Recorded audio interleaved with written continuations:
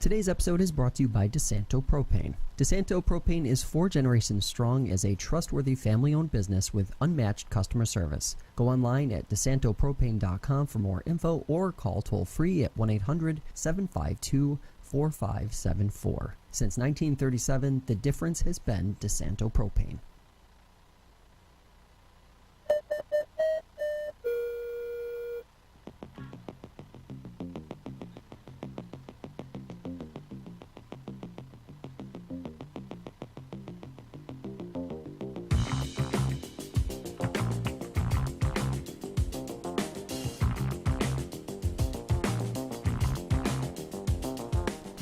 From FingerLakes1.com, this is the Debrief Podcast. I'm Josh Durso, and yeah, I know it's been a while, but Jackie Augustine and I are back here in the FingerLakes1.com studio, getting ready to talk about primary results, some state election news, and a couple of other things as well. Jackie, it's good to be back.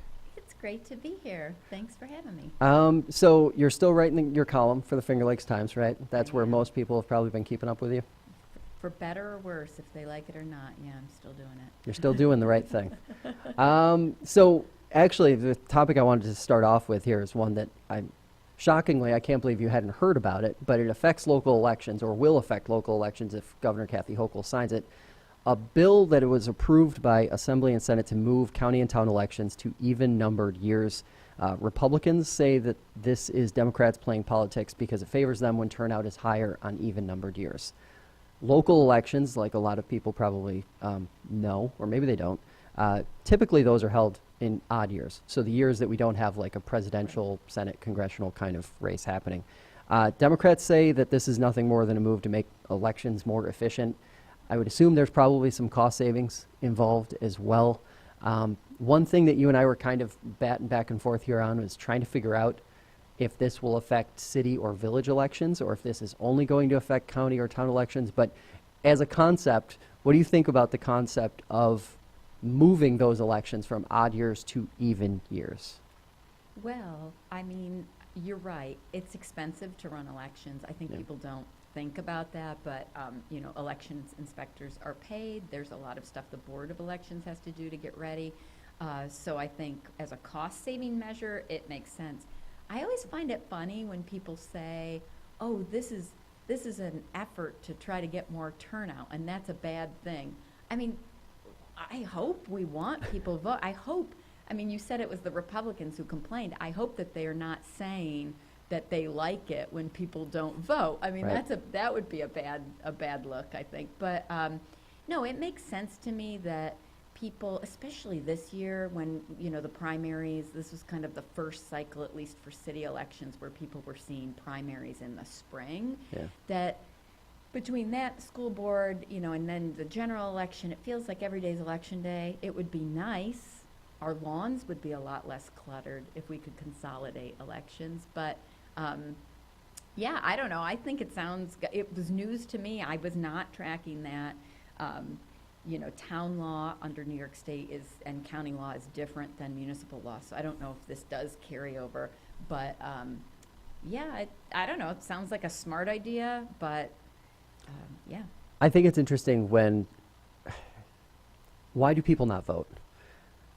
It's not because all of the things aren't happening at once, right? Like, I think if there's an efficiency to be gained, or maybe an element of comfort to be gained from this kind of change, would be to maybe not feel like we're in a constant state of campaigning, right, because of the new calendar, or it's not really new anymore, but the election calendar from the last couple of years, where you've got people basically deciding whether they're going to run or not in January and February, and then collecting signatures earlier on and then kind of continuing through when you have, like last year, local elections, an odd year, moving right into an even year, or vice versa, I guess. I could see where maybe this kind of change would make sense, because in some ways it does feel like you're in a constant state of something's up for election. Right.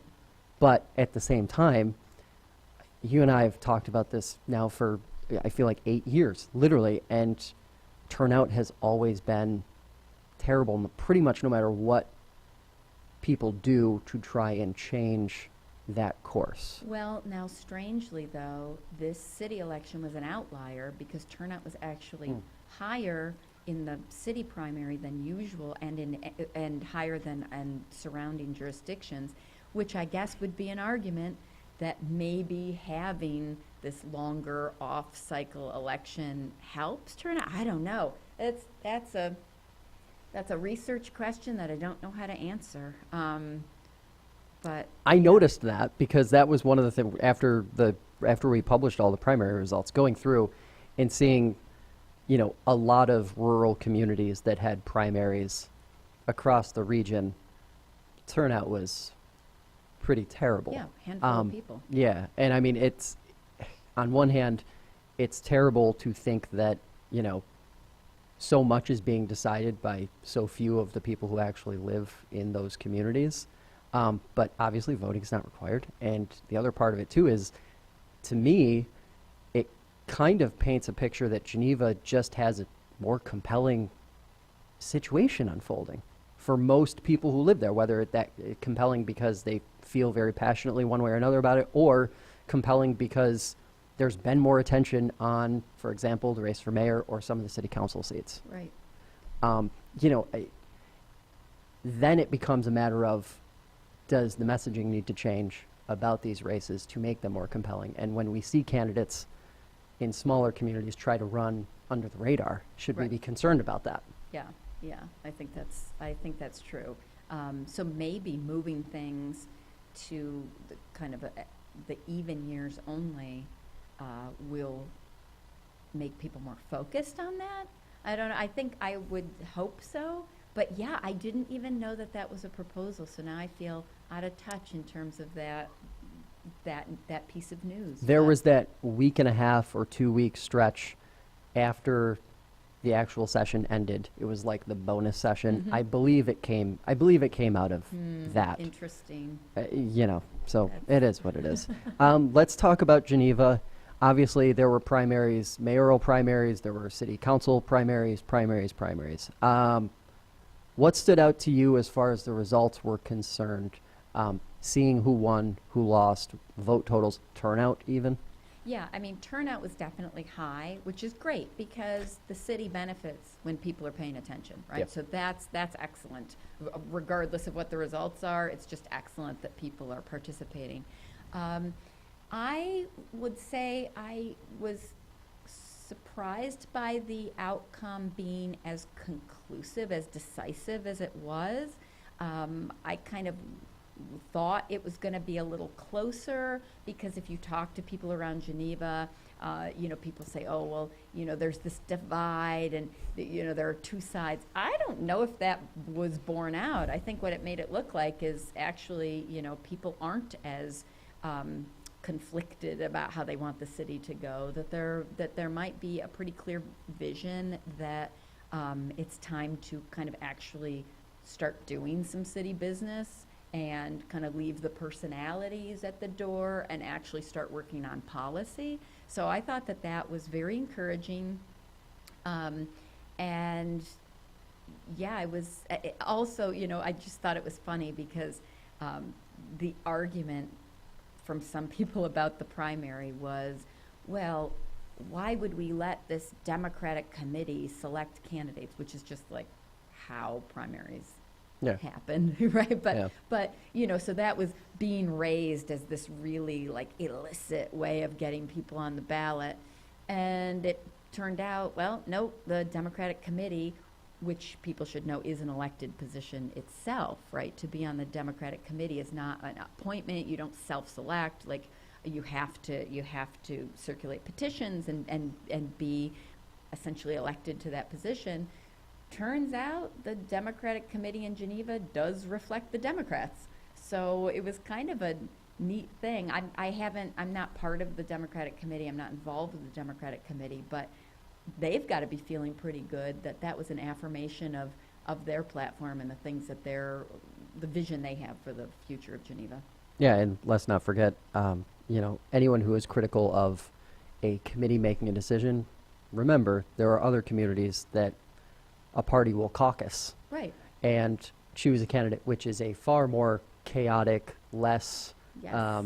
participant-friendly environment to get a candidate forward than where you have a committee making a suggestion and then a primary election that follows. Right. So it's, I mean, I feel like it's a pretty good system. Yeah. The question I guess I have is, there's been for the last 2 or 3 years now chaos on city council, Yep. right? It Yep. looks like chaos. It feels like chaos. I remember going back to when we saw this pretty significant changeover on city council, you and I having a few conversations about institutional knowledge and whether that was going to have an impact on how city council, how effective they were or weren't over the following years. Here we are at the end of that, and I'm curious how much of it feels like it was institutional knowledge versus issues of the day that were coming up, because I can't really put my finger on which one it is. It feels like a combination of both, but at the same time, I feel like at this point, a lot of the folks who are on city council have gained enough where they should be able to get through meetings, get through issues, and get stuff done. Well, if they've gained it, they're not showing it. I would just say, I think the institutional knowledge thing cannot be underestimated. And I think that's why the idea of actually moving to staggered terms, I think, makes good sense. I'm not actually sure that the proposal that they've stumbled on for how to do that makes a lot of sense, but the idea that your entire council should not come up all at once was an idea worth pursuing, because we're seeing this council has shown us what happens when you have like really crazy turnover. So the only people on the council right now who've been on before are the mayor, Steve Valentino, and Ken Camera. Yeah. And I think in both cases, and I'll say, I've been friends with both. This is not to malign them as people, but I think that there wasn't enough.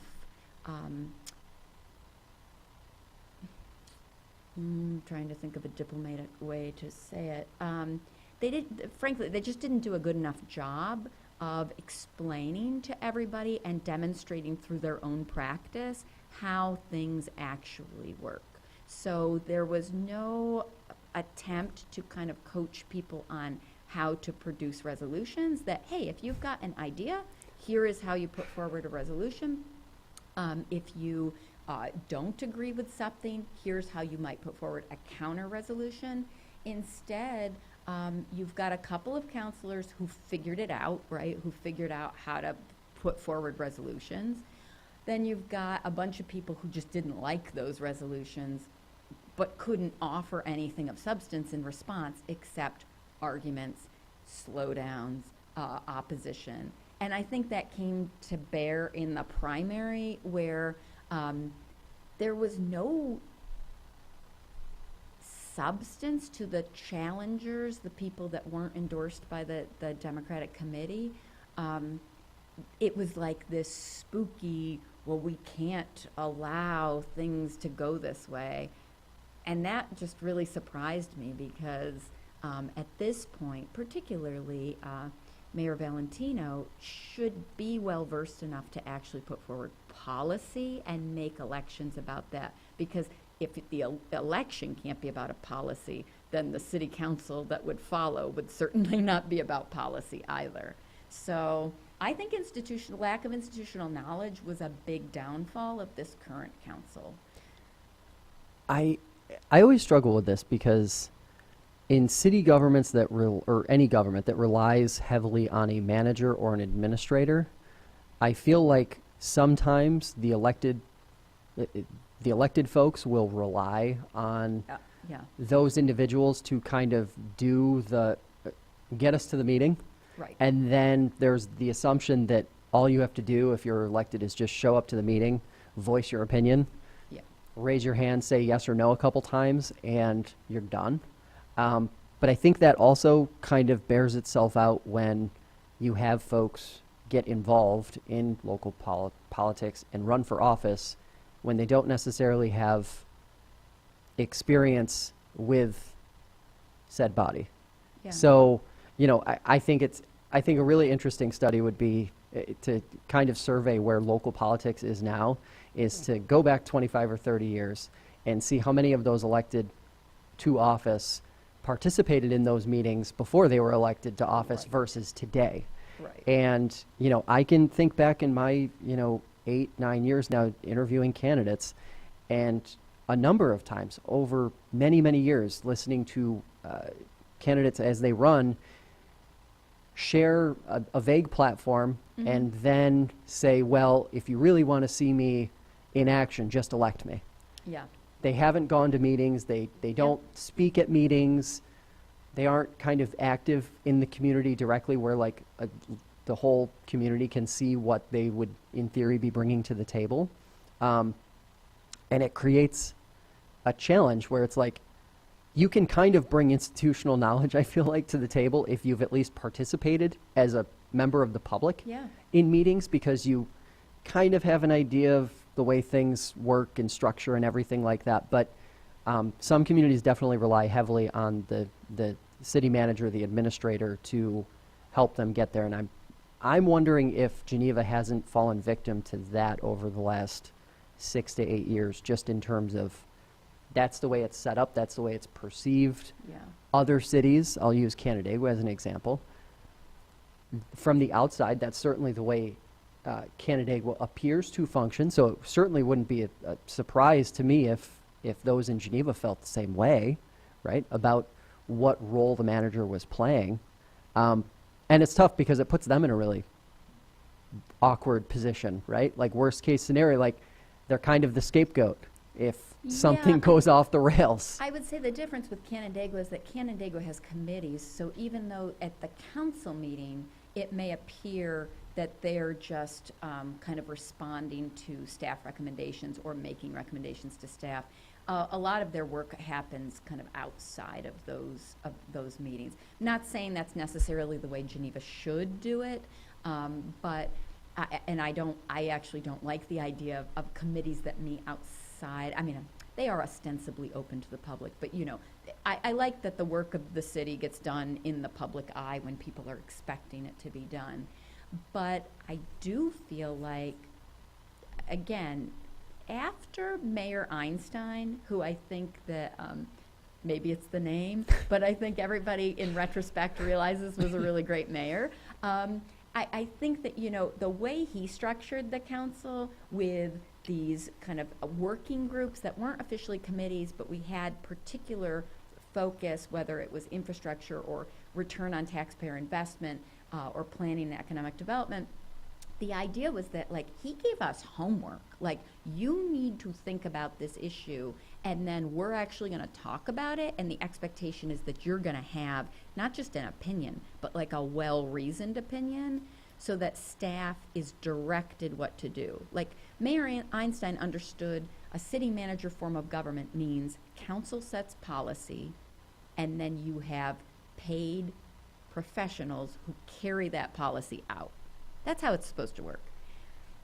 The past few years, it's been, we've got these professionals, so I guess we just show up, look good for the camera, make some noise, make a name for ourselves, and then we leave. And that has frustrated me because,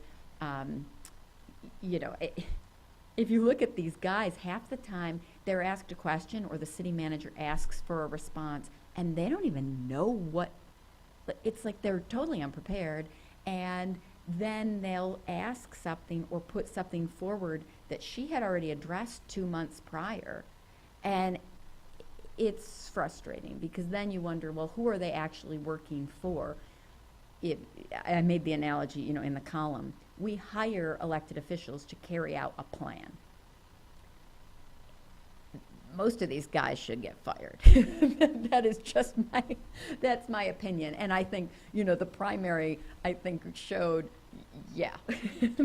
that's true. So to that end, and a personal criticism as old as time, as long as I've been reporting or just watching the news in general, is that you tend not to get the most qualified folks when these are part-time positions. Yeah. And I know it's so it feels on its face wrong to suggest that we need to give politicians more money, or we need to open it up to a wider range of folks. But that's basically what you do by putting some real qualification behind it. I know in Monroe County, the legislature just pushed forward, and the progressive wing of the policy or of the party followed suit and approving of salary raises, because you exclude so many people when, essentially, I don't know what Geneva City Council makes, but if you're a city councilor, what do you, like $4,000 or $5,000? Okay. Right. Yeah. So like, and look at how many times they've been meeting. Like there is, yeah. right.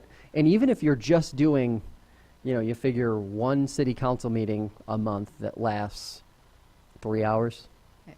and one other meeting that runs 2 to 3 hours, you're already at a pretty significant commitment when you consider the fact that kind of boils down to like 8 hours a week. Yeah. And you've got to answer emails, you've got to answer calls, you should be engaged with the community, you should be out doing city council, actually like trying to figure out what the best fixes are for the city's Right. problems, Right. advocating for the city, whatever you want to call it.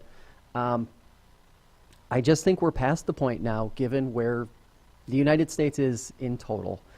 We're past the point of relying on part-time effort to accomplish that, because in the best case scenario is that you find people who are capable of balancing full-time job, life, or have the means to not have to work Right. or whatever, and they come with the best intentions and they do those things. The worst case scenario is you're given 15 to 20%, and Yep. the outcome can be show up to meetings, say some things, leave, maybe Don't think about it for another month. right, Yeah. don't think about it for a period of time. Right. And that's just like it feels like you're never going to have the outcome you want to see anywhere if that's what you're relying on to run your government. That, by the way, all of these, I don't know what the city's budget looks like, but I'm just going to use counties as an example because I've covered more counties over my career than anything else. County budgets are huge now. They're huge. Yeah. And yes, I know you have a county manager, or you have an administrator, and you've got professional staff that are running that, but they aren't beholden to taxpayers. You need professionals who are capable and who have a vested stake in the community, being just as dedicated and engaged as those professionals are. Agreed. It's mean, funny because you've It's stumbled- impossible to pitch. It's impossible to pitch. Voters would never. Yeah. It's just, I know, it's impossible. Well, and I mean, you might have stumbled upon the one issue that I don't know what I think about because personally, I don't understand the money motivation for doing a good job. I feel like you step into that council seat, that's a serious responsibility, and you ought to do the best job, even if you're not paid a penny. But I understand that's not what we're seeing. So, would money incentivize more people? Well, council had, maybe 2 years ago, they put forward a resolution to increase the salary. The argument made, and obviously, again, councils cannot raise their own salary, so it would Yeah. be for a subsequent term. But the argument was, look, you can't get anybody except, like you said, people who have the free time or, a personal interest in doing it. And you're missing a large part of the population. I mean, don't you want people who are kind of up and coming in your community to have a stake in where it's going, and you preclude that. And, I remember that one of the counselors, my counselor, said, well, those people should just get themselves in better position to be able to do this. As if working people, sorry if your job is, you're a bartender or you're working in the service industry, you work at a hotel or something, and you can't afford or don't have the time to come to these meetings for virtually less than minimum wage, it's like, well, you're not welcome. Well, no, we do need to find a way to make public service viable for people. But I would say you have to build into that some requirements, right? Like people should be having ward meetings. People should actually have to read the materials before they show up at the meeting. I don't know how you would test that. I mean, when they open their mouths, they're failing the test, but I don't know what the affirmative test would be for that ahead of time. You should have to actually draft some policy. You should have to come into it with some ideas. Unfortunately, I'm not sure that just increasing the money is going to move us on those other metrics, because some people are always just going to be satisfied to say they hold a position, and they're not going to be motivated to do the work.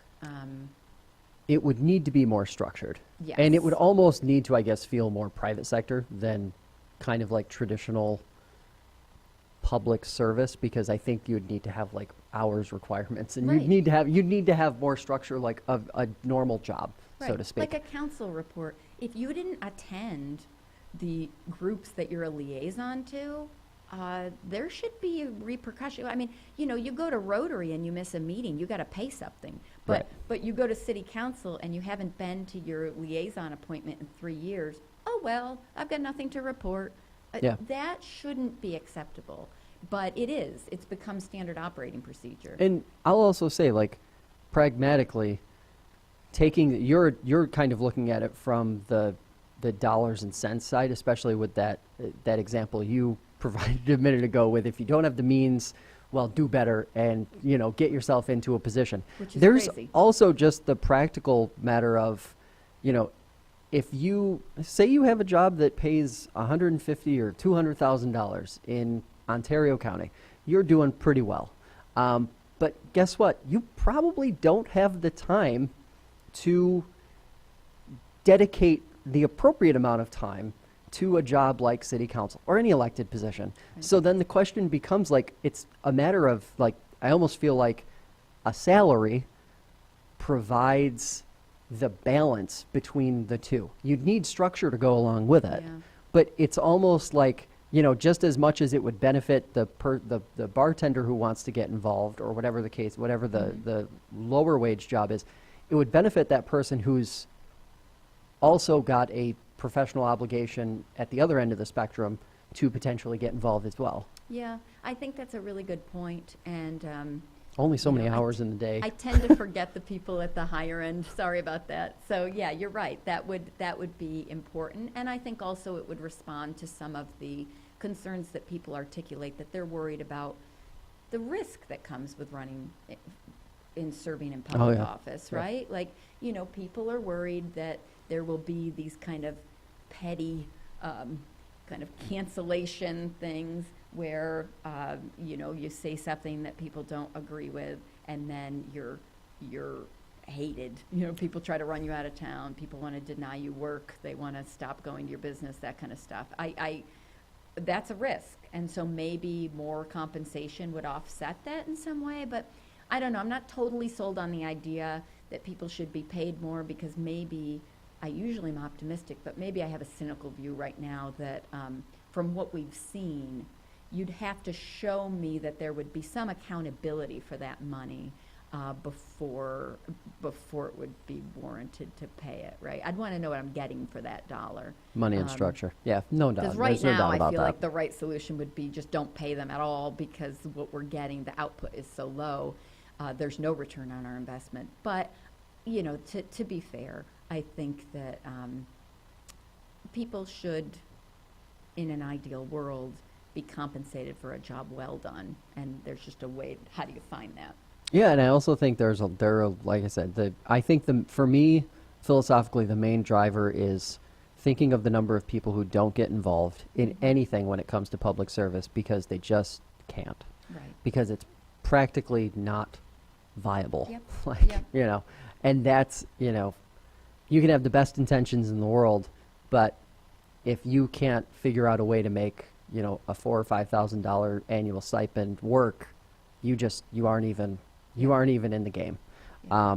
So let's stay in Geneva before we shift to Seneca Falls, and talk a little bit about zoning.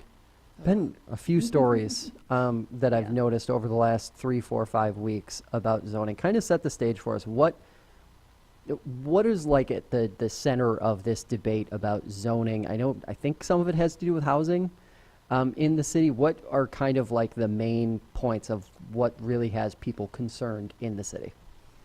Well, okay, so in a nutshell, without getting too far in the weeds, the city's comprehensive plan recommended that we redo our zoning because, obviously people who are professionals in this area could see Geneva was about to experience a lot of economic development pressure in terms of Airbnbs and tourism and small business development and housing, not just for seniors, but across income levels and ages, and what people call workforce housing, right? Like Right. you can't run a service-based industry without people who can afford to live and work in those service industries. So a zoning update was proposed with a few key features. That was completed and done by 2020, early 2021, and has just kind of languished. It hasn't gotten any traction. There have been several canceled meetings. There have been several meetings where people just looked at it and said, oh, yeah, I guess I hadn't read that. We'll have to come back another time. We're not ready. We don't know. We don't. Just, again, not really taking the job seriously.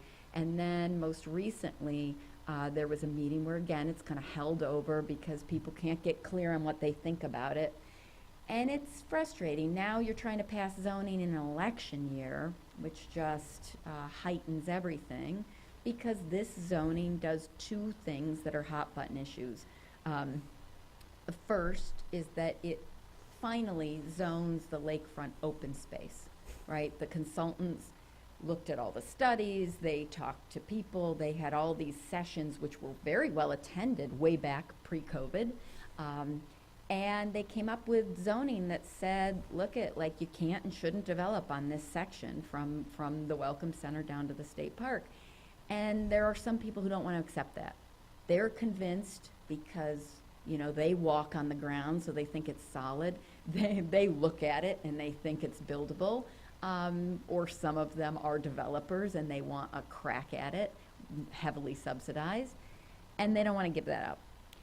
On the other end, on the other side of the city, you've got some neighbors who like their large lot size, agricultural, although there's no farming there, setup, and they recognize that in a city with very little open space, that they could be the next location for development. Unfortunately, what those residents and elected officials have not realized is that the city already has a planned unit development allowance, which means that could happen anyway. But again, because people don't spend time reading the documents or necessarily, learning about the details, we've gotten caught up in this kind of rhetoric that this is an all or nothing, zone it open or zone it large lot, I guess they're calling it now, or you will forever change the character of that neighborhood. And actually, again, a nuanced approach would show that that's not it. But it's going to make a good talking point for the election, so you can anticipate this zoning is not going to get settled before then, because those two things are hot button issues. So taking the lakefront portion of the issue out of the equation, I, from the outside, can't tell if this is a zoning debate or a housing philosophy debate. It's both, because see, zoning, for example, other communities that are having this kind of rapid growth that Geneva is, we're having growth pressure, right? Yeah. But we haven't been able to completely accommodate it. So the only thing you're seeing it in are people buying up properties from out of state, turning them into Airbnbs or renting them at, increasing rates, right? A one-bedroom apartment now, I just was talking to someone who's renting from $950 to $1,400 in Geneva, right? So that's how we're seeing development pressure play out, because we're not having new development. Right. And the reason we're not having new development is because the powers that be see it in this really antiquated way of, well, it's either got to be on the lakefront or it's got to be out on Slauson Lane, and that's it. Zoning actually takes into account then in other communities we look at the lots we already have. So things like accessory dwelling units, something that would allow a senior citizen to keep their house in their family, but live in a smaller portion of it, right? So Yeah. I'm going to pretend I'm a senior citizen. I'm going to give my house to my kids, but they're going to build me a small suite, either attached to the house proper or in the backyard, and I'm going to live there as well. Yeah. That serves both functions. I can age in place, but I can keep my house in the family. Again, we're behind the curve on that. Like, these are the kinds of things that zoning could address. But no one is having an actual, like, zoning discussion. We're having this other argument about, I don't know what, I'm having a hard time following what they're actually talking about because it's just so obvious they don't know what they're talking about. Hot take. If City Council miraculously passed a complete and finished zoning product, Right. whatever that looks like, all of the housing issues continue because zoning will not fix the housing dilemma that any community in the Finger Lakes is facing right now. Well, Because I do not see how a community like Geneva, I'll use Geneva as an example because it's right on the tip of Seneca Lake, when you have the Airbnb Verbo presence that you have, Right. and the kind of like tertiary markets that exist in that world, combined with the lack of forced development of more units, combined with an economy that's driven by tourism. And while tourism is great for everybody who visits here in the summer, in the spring, and in the fall, and great for a very select few individuals who work at the top of these tourism businesses, meaning Right. the owners, no one else is able to actually buy stake into these communities. If you are working at a winery, if you are working at a bar, if you are working at, name the tourism business in the Finger Lakes, really anywhere, even more rural places, you can't buy a house. right. Like, maybe if you're a dual income family and both of those people are working 2 or 3 of these tourism jobs, maybe they can swing it in some of the more rural places, but even then you're not swinging it in a place like Geneva. It's not happening in Canandaigua. It's not happening in Victor. It's not happening really anywhere. I'm using Ontario County as an example because of the housing study that's coming close to being complete. And I've talked to some folks off the record about this over the last 2 or 3 months. And we can talk about zoning until we're blue in the face, but at the end of the day, like, the Finger Lakes region has a livability problem right now. I agree with you, and I don't mean to say, because I don't want to fall victim to the same kind of magical thinking that I've been critical of in my columns, saying that there's one fix. I agree. But I would say getting your zoning right is like the threshold. We Yep. can't even get over the threshold to deal with the actual issues because we can't even set the table to be able to address the issues. And so for me, the zoning is like the baseline. You got to get that passed. Now we can actually talk about, now, how does what's allowed by the zoning now open up our strategy? Yeah. And, you know, the housing study, Ontario County, it's really interesting to watch that because it dawned on me, it's probably obvious to you, but it just dawned on me that the issue at the county and the issue at the city comes down to a very simple truth. The guys in charge just don't have the same perspective and experience of the people that are affected by this, right? Bingo. City of Geneva has 1 renter on it, on city council. Ontario County Board of Supervisors, 0. I don't think any of those guys are renters, right? And they haven't been in the housing market for anything that wasn't like a second property or a potential retirement investment for years. Mm-hmm. So they don't know, and they, like, maybe their kids are now trying to come back or looking for a house or feeling some of these pressures or working at a winery. But like very few of them are in touch with what the actual economy of the Finger Lakes is right now. So they don't get that our economy, housing is economic development, because you can't sustain this tourism economy if workers can't work in it. And they just don't, like, they're oblivious. Like, nobody's told them that, or if they've told them that, they don't believe it because, you know, they're able to go get dinner when they need it. But, like, they don't get what it takes to keep an economy that's tourism-based moving. And I'm not an expert in that, but at least I know to look around and learn from other communities that have had the same experience. We're falling into all the same traps that we could have avoided if we just took it seriously and figured it out. And we just need people that can do that. Not a completely clean parallel, but I'm going to make this comparison because I live in Monroe County and I listen to a lot of debate about generational poverty in the city of Rochester. There are a lot of parallels when you go back to, when you kind of like trace this back generation to generation, of families that are, have been on the low end of the socioeconomic spectrum for 2, 3, 4, maybe 5 generations. And the Finger Lakes region, with relying so heavily on tourism, being in the early stages of that, because these, like I say, these people who work in tourism or are relying completely on tourism for their income, they aren't not starting families.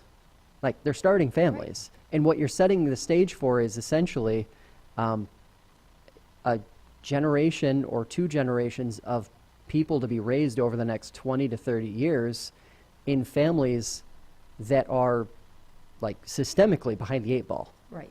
Because of kind of just the circumstance. I don't think the ironic thing here is I don't think it's any like malicious, like if you're an elected official here in the Finger Lakes and you're looking at me right now saying this and shaking your fist at me, like I don't think it's any like specific action that anyone in power has taken over the last 10 or 15 or 20 years. It's like literally just the circumstance of economy, capitalism, and where we are right now in terms of like history.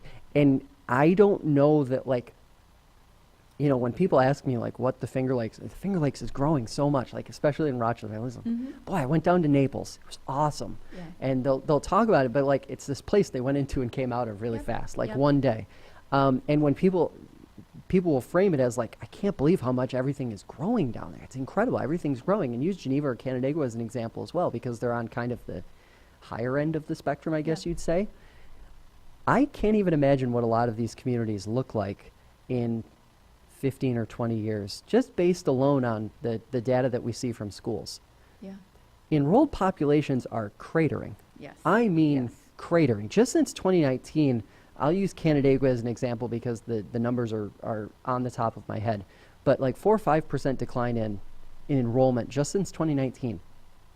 That's huge. Like I remember talking to the superintendent there when I worked on a story about this over the winter, and he straight up said, you know, we know there's actually about a 225 student loss that's going to be reflected in the numbers in a couple of years because of the enrollment, that the way enrollment works in schools. All that to say, you know, I think there are a lot of people who are just very keen on relying on the surface level data that they see and the things that they see around them to believe that everything is okay and everything is going the right direction. But at the end of the day, there are a lot of these bigger issues, housing, zoning, that paint an entirely different picture, especially for the population of folks who are going to be left with trying to figure out what to make of it or how to salvage it in another 10 or 15 or 20 years when, I don't want to call it a bubble, but when the bubble bursts. Right. I don't even think you have to wait that long to see. I mean, and that's, you know, I again, everyone's like, oh man, you keep talking about this comprehensive plan, we're sick of it. okay, fine, you can be sick of it, but the fact of the matter is, it exists for a reason, and the data in it has not been wrong yet. And, this prediction that Geneva was going to face these pressures is bearing out, and what bothers me is that it's frustrating to have had somebody say, here are the trends, here's where things are going, here are some things you can do to improve the quality of life for your residents now and in the future if you start now, and still see people saying, hey, looks fine to me. We don't need to do anything. And I think that's what's been the really frustrating thing about this council, is that this has been 4 years of critical time that Geneva really needs to get its house in order. And it's like, I feel like the attitude from many people has been, who cares? They're totally fine leaving a meeting having introduced 0 legislation, having had 0 conversations like this where you and I are talking about what's the real experience of people. And in fact, there seems to be a hostility to it. Like, a lot of them don't want to hear that some people in Geneva aren't prospering because it butts up against their narrative, right? Their narrative is things are on the upswing. Everything's going great. Look at what we've done. And it's like, wait a second. There are some good things happening, which I would say are happening in spite of city council, right? Just because we've got some really scrappy, great small business owners and, residents who are getting things done. But we got to be realistic about what the lived experience of residents of the city of Geneva are right now and what they're facing. And you start talking to people who are renting or looking for a house or who are in a house that needs some work, it is not a pretty picture. And, but, I just think people either, and I agree with you, I don't think it's malicious, right? No. I understand that there are people who will watch this or who listen to other things that you're producing or things that I'm writing, and they get upset and they feel like they're not getting a fair shake or they're being maligned. I'm not saying that... It's bigger than them. Yes. It's literally bigger than them. It's bigger than them, and all I'm asking is that they please just pay attention and be at least aware of it and working toward a solution. I'm not saying, they could have fixed everything and they didn't. But I do think, you've got to take some responsibility. That's the old cliche, right? If you're not part of the solution, you're part of the problem. Or is it? Well, and to that end, so like I'm sitting here looking at the other 2 things that we have to talk about that are related to the Finger Lakes, are related to Geneva. And one is economic development, which Geneva has new economic development leadership. Hooray, that's great, that's right? Wonderful. But economic development is a housing problem, as like those 2 things are connected and have to be connected and have to be approached together. And then you've got the Forbes article, which got a lot of play on social media, calling the Finger Lakes the new Napa Valley, blah, blah, blah, blah, blah, blah. Awesome, great. The Forbes article kind of rubs me the wrong way because, again, it contributes to this idea that everything's fine. Everything is great. Yeah. And the Finger Lakes region is this plush, wonderful place where But everyone it is who lives for here. visitors. Right. Yes. But like, is the Finger Lakes region going to evolve into kind of like a ski resort where the workers have to like teleport in during the season and then leave during the winter because they literally can't survive other than the people who own the businesses and the people who are affluent enough to be able to own a second home here or whatever the case may be? Like, that is, to me, and when you talk about economic development especially, I would say if there's anything good to be said about economic development is that economic developers across the Finger Lakes have been able to succeed, I'm going to use your line here, in bringing development in spite of the major housing issue and the population loss problem that this community has. Because you might have enough workers right this second, but when you look at school data, which I've talked to some Western New York business owners who are seeing the same kind of thing out in kind of the Niagara Falls, Buffalo, Lockport area, where they're experiencing the same thing. Schools are shrinking, and you might be able to swing your business right this second. but are you going to be able to staff it 10 years from now, 15 years from now? Like, Right. if you own a business, you've probably got multiple loans. I doubt very many businesses are cash businesses. You've probably got loan terms that are longer than 10 or 15 or 20 years. And that is very much like a housing and population issue. Yep. So, it's just such a complicated thing, and I don't even know necessarily, I'm not saying I have the answer on where to begin, but it's like, you can't approach any of these issues individually and just try to fix the one issue. Like, all of the issues need to be approached at the same time, basically. Yeah, and that's an excellent point, because, you ask people, especially, oh my goodness, it's election season, right? Everybody's talking about economic development. Well, what's the there, right? If I push back and say, what does that mean to you? Well, this is what was, distressing and frustrating about in the primary, economic development being defined by Guardian Glass and, the Ramada and Zotos. Okay, that is a traditional notion of economic development. We're going to get a big industry in here.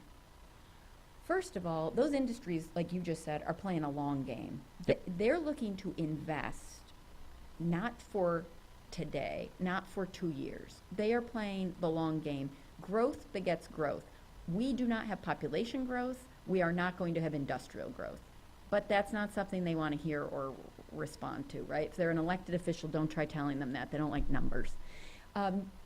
But then, so what does economic development actually mean or look like in our economy?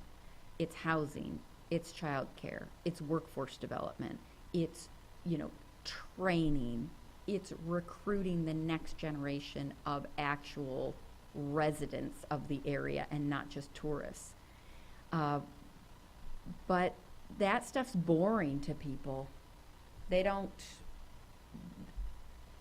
that's not sexy. That doesn't, you're not going to get elected on a child care platform because people don't want to talk about that stuff.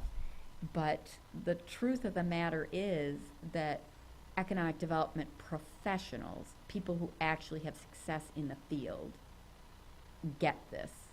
And I don't know how they communicate it to elected officials, because elected officials have a hard time understanding that economic development is not project-based, it's quality of life-based, it's community development-based. So I'll also say that before we switch to Seneca Falls here, over the last 3 weeks, I traveled down to South Carolina, and one of the things that I noticed on the way down there, and then once I was down there, and as I was doing some research afterward, is that there's a lot that the state could and should do to make economic development easier, to make definitely starting a business easier, to make things less intrusive. A really interesting example, and this is just one very small example that kind of fits into what we've been talking about, but in South Carolina, if you have a retail license, you can sell alcohol. There is no liquor license. There is no secondary, there are things that the state could do to make doing business in New York easier, less expensive, more cost effective.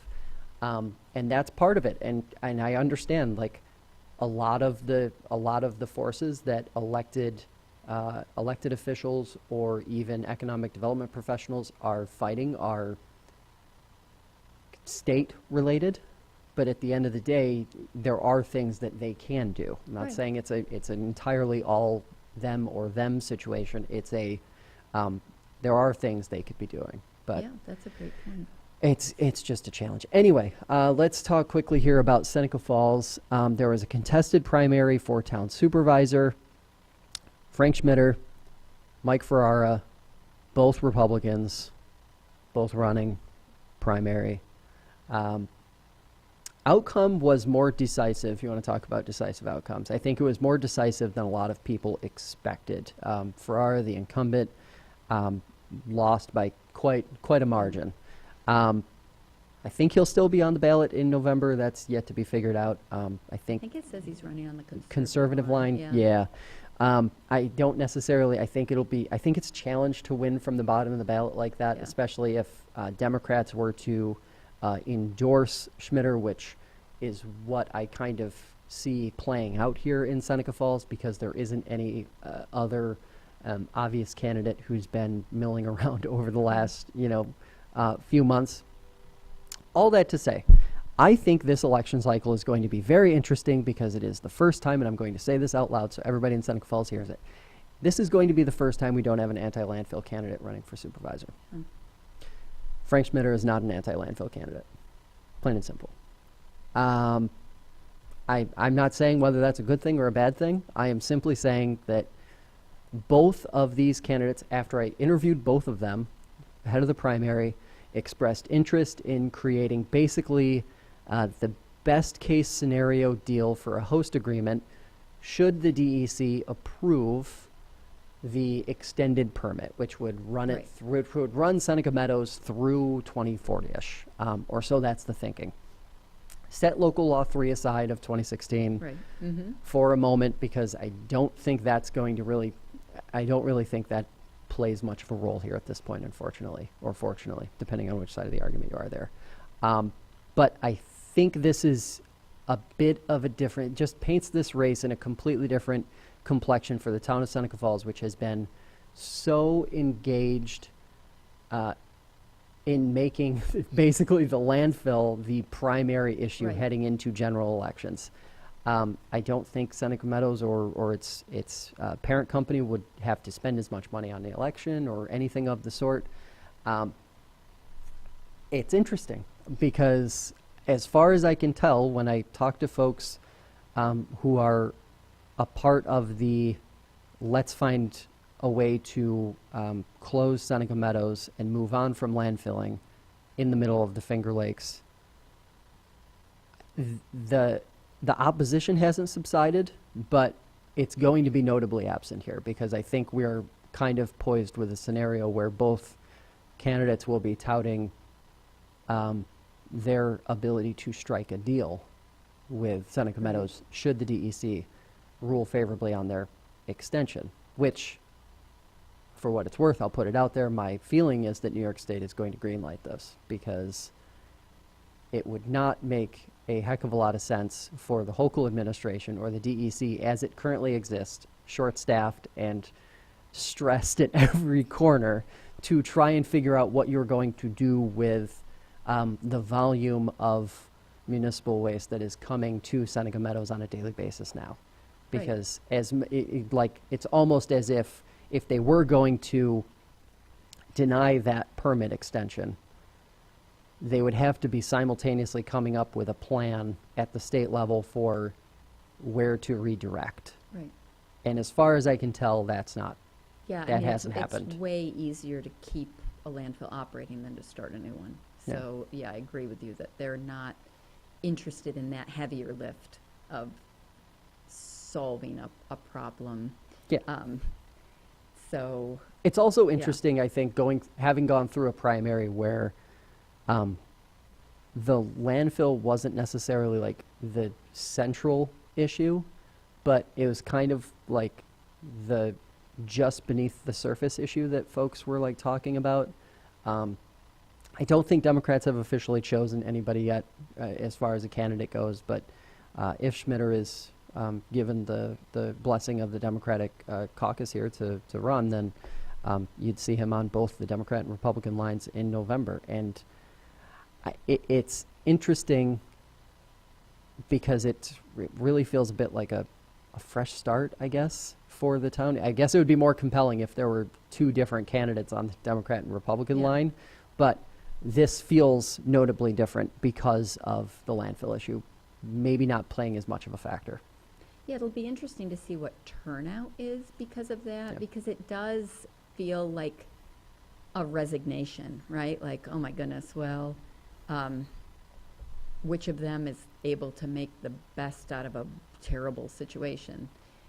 But I don't know. I mean, obviously the primary, a lot of people in Geneva, it's funny, we're talking about the Seneca Falls primary because I think, what happened in Geneva was just so weird that people were trying to put it in context, and they thought, oh, well, isn't this the same thing that's happening in Seneca County? It's like, no, not at all. Like, Seneca County had 2 Republicans who were in a primary for the Republican line, and then the Democrats don't have the same selection process. They have a caucus, and then they'll pick somebody to be on the Democratic line. And yes, it might end up being the same person, but that's different, right? It was not the same as people already having a line and then trying to get a second line by primary, so against the selected candidates. So I think more people in Geneva ended up kind of following the Seneca Falls primary just out of curiosity to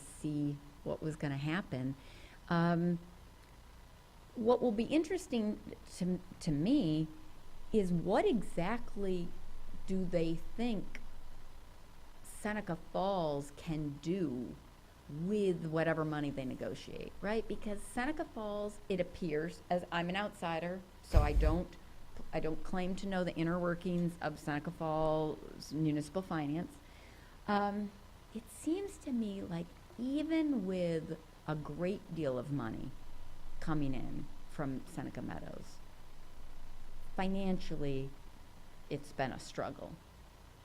And, okay, so you're going to get some more money. What is that going to fix? And what is your long-term plan for getting this community on better footing such that you're not just going to fall victim to the next environmental travesty that can't go anywhere else and wants to locate here and dangles a bunch of money in front of your face that now you feel like you need to fix all your financial woes? Like, is Seneca Falls ever going to get itself to a place where it doesn't need an environmental polluter paying us off to make the government run? Am I way off on that? Is that? I think it's the exact same problem that every community across the Finger Lakes is going to have that isn't maybe Geneva, Canandaigua, kind of like your Newark Lions. Right. A lot of these communities I just feel like aren't viable long term. Yeah. I hate to say it, but like you talk about the enrollment, I mentioned enrollment decline. Yep. You look at population decline. You look at loss of business. You look at the fact that most business that's left here is just tourism. And I say just tourism. I'm not. All you tourism business owners, we love you. You're the best. But it's not the same as having the businesses. Seneca Meadows is one example. Right. But like there are other institutes. You mentioned Guardian Class. You can talk about Gould. You can talk about ITT. You can talk about different businesses, Bonnedet. You can talk about larger businesses, mid-sized businesses, I guess you'd say, Right. that can be staples in the community and serve as kind of like a tax base beyond property tax. Because when you have, again, another problem that pretty much has to be addressed through an approach of what's our economy, is these people, maybe eventually we see a point where, some of the folks who are working in these tourism, in the tourism industry can't afford the houses that they Right. can't afford right now. Are they going to be able to afford the taxes Right. that come along with them to maintain the municipal services that everyone else has been granted over the last 50 years? Yeah. Like there are kind of like fundamental, what are we doing here questions Yes. about like every city, village, town in the whole Yeah, region. they're having like an identity crisis. It's identity crisis, a midlife crisis, Yeah. whatever the case may be. It's what are we doing? How are we approaching all of these things? And do we have a plan that's actually like viable for them? Like I think of the town of Seneca is, I think, a good example of like one way that you can operate using landfill revenue or a revenue source like that to basically, haven't they affected like zeroed out Zero everything? tax, Just yeah. everything Yep. is zero. Okay, cool. So like that's one way of approaching it. I guess Seneca Falls would be the opposite approach of that, which is a lot of inflated services, aging infrastructure that desperately needs help, Yeah. and will continue to need help over the next several decades, with or without a major contributor in a new host agreement like a landfill. Right. It's like, how do you support, how do any of these communities support that? Like, it feels like to me when I look at this really like objectively, a lot of counties, Seneca being one of them, Yates being another, are kind of all barreling towards a point where they have to either be supported by the state or they all just have to become one entity that is governed by one thing and cost controlled Yeah. to a really serious extent just so it can continue existing. Yeah, I mean, I think that, when New York State unveiled their shared services incentives many, many, many, many years ago, right? Yeah. I think that was the result of some public policy wonks who I love, right? I mean, I don't know them in particular, but I love people who do this kind of stuff, who said, hey, exactly that. Like, you've got so many layers of government, you've got so much redundancy, you've got so much infrastructure that is segregated off by these boundary lines that don't really make a whole lot of sense given today's reality. Yep. How is any of this going to get done when you have to have 4 layers of government to address it? Mm-hmm. I don't think those shared services agreements and municipal consolidation incentives really went far enough. Now, I know that's a sore subject over here in Seneca Falls because, the promise that everything would be more manageable necessarily didn't bear out. But I think that might have been a question of scale, right? Like, was that enough to get where you needed to be? And when you say you look at like Yates County, it might be that it's funny that you said earlier that there are a lot of things the South does, South Carolina, that makes things easier. Well, one of the things that people never want to talk about is that in Southern communities, like, you can annex and consolidate municipal entities just by proving that you're doing it or can do it better. We don't have that. Here, we're so territorial. Mm-hmm. We are so, like, I don't know, again, it's an ego thing, right? Like, no one's gonna dissolve my town. To your point, county government in a lot of states in the South is the smallest form of Yes. government that exists. That is where I was headed with the Yates It's County like- analogy. That at some point, you've got a lot of people who are vested in, well, I'm the supervisor, I'm this, I'm that. They like that. And at some point, someone's got to say, you know what? This isn't sustainable. People will have a better quality of life if we just deal with the infrastructure issues, if we just have one highway department that takes care of the roads.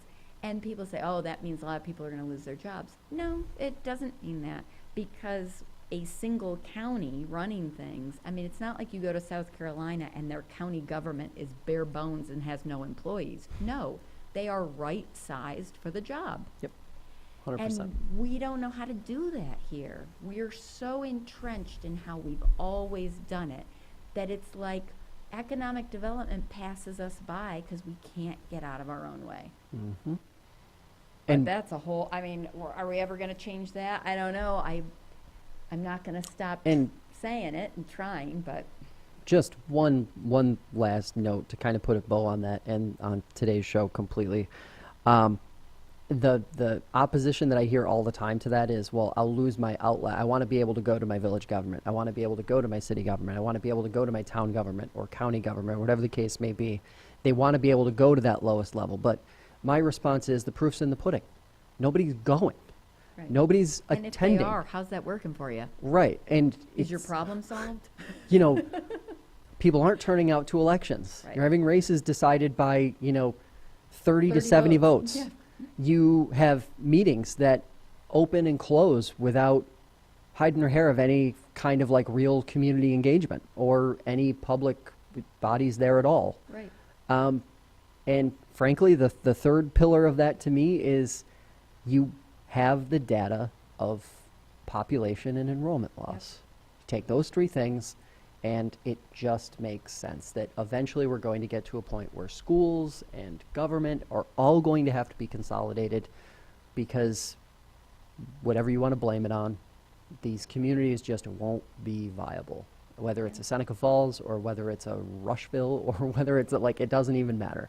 And I will say the one piece about, people love to point back to Seneca Falls and say, like, you know, dissolution didn't work here, or they kind of like look at it as like, maybe it didn't work out perfectly. The state benefits to dissolution are way too short term. Yes. You can't just have That's like what I mean. a It just couple doesn't year go far benefit. enough. It doesn't Right. work, Mm-hmm. and it doesn't actually provide any correction if, like, for example, the only plan that's put forward is the one that's adopted, and it's just kind of like taking village government and turning it into town government. All the services stay, all the things stay, Right. and there is no like long-term, how are we going to whittle down cost and make this more efficient and make it better? Right. I don't know. I mean, it's interesting to me because I feel like a lot of times, and I'm not saying that Geneva, I mean, yeah, should Geneva City and Town merge? Absolutely. Like, I've been beating the drum on that for forever. But, you know, I'm not just saying this in regard to Geneva, but you hear a lot of people who talk about, well, you know, I'm moving to Tennessee, they got it figured out, the taxes are lower, moving to Georgia, blah, blah, blah. But then you point out to people, here's what those states do that we don't allow. And they're like, I'd never allow that. Well, okay. Well, you can't have it both ways, right? Yeah. If Yeah. you want to know why things are better economically in certain communities, and I'm not trying to say that, like, the state of Tennessee operates better than the state of New York in terms of budget and that kind of stuff. But again, you hear people say things like, that's where I'm moving, that's where I'm getting a house, taxes are lower, whatever. Okay, have you looked at their government structure? Have you seen that the very things you're fighting to keep here in the Finger Lakes are the very things they don't have or have done away with? In most cases, they didn't have it to begin with. That is allowing them to be more nimble. That is allowing them. I mean, Matt Horn, our former city manager, worked for a company that started and stood up and created new metro communities. That was the idea, that you need a fresh set of eyes, you need a set of professionals to examine your residents' needs and your facilities and your infrastructure and your resources and do things differently. In Geneva, we had a city councilor who offered to pay for like an independent study of police staffing. And again, as soon as you say that word, everybody gets all up in arms, you know, you push a button, everybody's triggered by it. But the fact of the matter is, he just said, hey, maybe there's a different way to run shifts. Mm-hmm. Could that happen? Could anybody take a look at that? No, we are so opposed to having a fresh set of eyes on anything, a different way of thinking about anything. And it's going to be our downfall, because what we're doing right now doesn't work. And that doesn't mean we don't like people, that we're opposed to things. It just means the economy moves on, and if we do not reiterate, you know, if we don't change and adapt, we're going to miss out, and the very people we're trying to protect are going to suffer. It's just not sustainable. Yeah. In some ways, it's just not sustainable. Put one final bow on that. I just looked it up real quick to verify my numbers, but last week I was in Hilton Head Island, or on Hilton Head Island, and they are policed by the sheriff's office, county sheriff's office. Now, Hilton Head is a town of 38,000 people with 2.5 million annual visitors, and they do not have a dedicated police department. You don't want to start that but conversation. that is just like the most, that was The quickest way for you to get canceled is to start that conversation. It is the simplest example of just when you look at everything practically, and I'm not talking about any specific police department. It doesn't matter. Like, it doesn't have to be police. It could be water. It could be sewer service. It can literally be anything. That is the point. When you talk about sustaining services so that these communities can continue to exist, they aren't going to be able to operate siloed off from each other. They're just not. Like, it's practically not doable long term.